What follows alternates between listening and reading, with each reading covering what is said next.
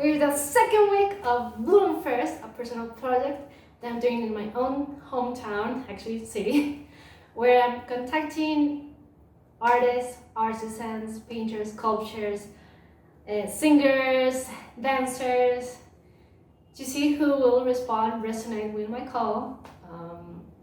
It's a personal project that involves me personally, but it's also a broad part of trust from their part, of faith, and also wanting to collaborate and have the time. Because if they don't have the time, I'm sorry, it's not possible. Because obviously I want to move on and start doing other projects later on the road.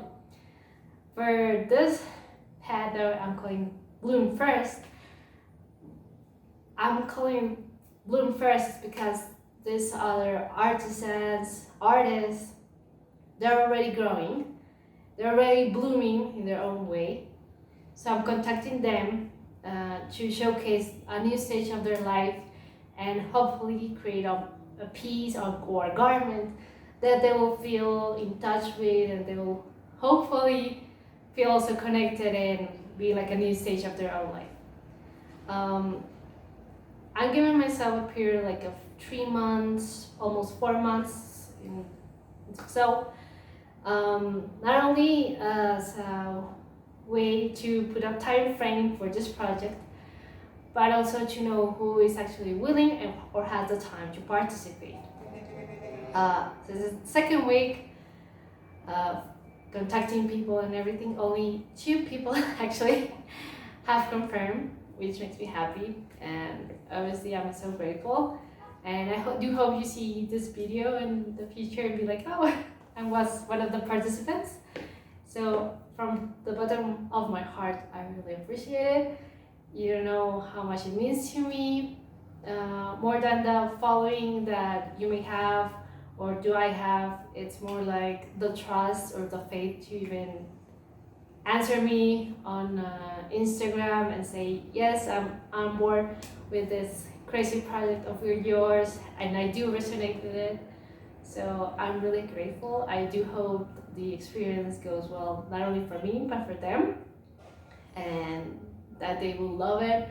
And also that way I can also teach you or showcase how I work or what I would love to create, since at the moment I have actually had a period of like not actually creating much or just doing basic things in a way of starting to master more like the basic garments, because as I was taught, if once you learn the basic, you can do anything, which is kind of true, at least here in pattern making.